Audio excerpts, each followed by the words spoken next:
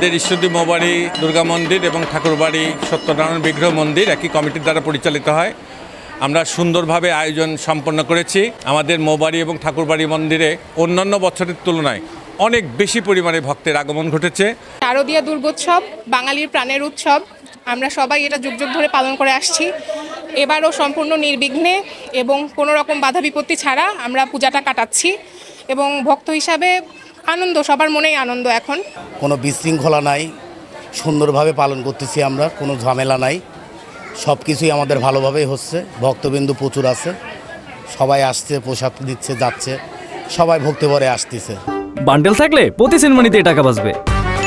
বিকাশ send money bundle কিনে জিতুন প্রতি লেনদেনে। তো খুবই ভালো লাগতেছে ফ্যামিলির সাথে এসে এখানে। পূজা উপলক্ষে আমাদের বেচাকেনা আলহামদুলিল্লাহ ভালো হচ্ছে। আশা করা যায় সামনে যে কয়দিন আছে পূজা বেচাকেনা আরও ভালো হবে।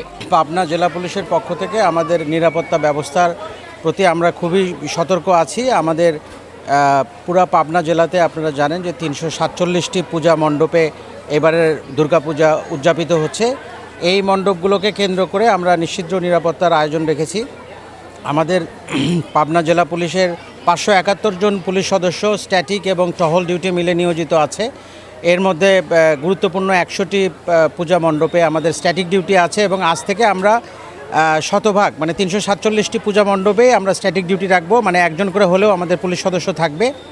আর টহল ডিউটিতে আমাদের আরও লোক নিয়োজিত আছে। সব মিলে প্রায় 600 জনের মতো আমাদের পুলিশ সদস্য এই পূজাকে কেন্দ্র করে নিয়োজিত আছে। সারা পাবনা জেলায় ঈশ্বরদীতেও একইভাবে আমাদের ডিপ্লয়মেন্ট জারি আছে এবং আমরা আশা করছি যে আমরা খুব সুষ্ঠুভাবে এই দুর্গাপূজাটা উদযাপন করতে পারব। এছাড়া আনসার সদস্যরা আছে, তাদেরকেও আমরা ব্রিফ করছি। স্বেচ্ছাসেবক টিম আছে এবং আমাদের গোয়েন্দা নজরদারিও চলমান রয়েছে। তবে ডিউটি চলবে এবং বিসর্জনের সময়ও আমরা আমাদের যে সতর্কতা সেটা আমরা রাখবো। এক্ষেত্রে বিসর্জনের সময় যে পুকুরে বা নদীতে বিসর্জনের সময় যাতে কোনো দুর্ঘটনা না ঘটে সেই দিকেও আমরা ফায়ার সার্ভিসের সাথে আমরা কোঅর্ডিনেশন রাখছি এবং আমাদেরও তৎপরতা অব্যাহত থাকে। ওটা তো ওরা আসলেই জানতে পারবো, তাই না? শোনো, টাকা তো চাইছে, 10,000 টাকার শর্ট আছে, বুঝছো? ধন্যবাদ। কত টাকার শর্ট পড়ছে সেটা বল। 10,000 টাকাই শর্ট আছে।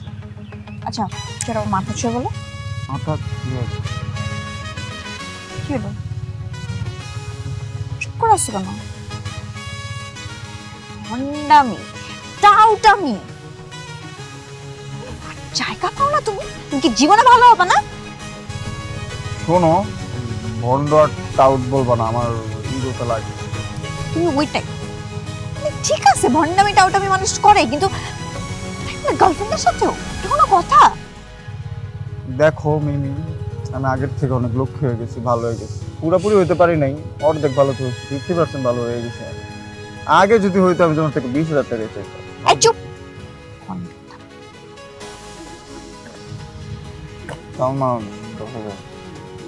ঠিকভাবে বলো, কত টাকা শর্ট পড়ছে? 5,000 টাকা লাগবে।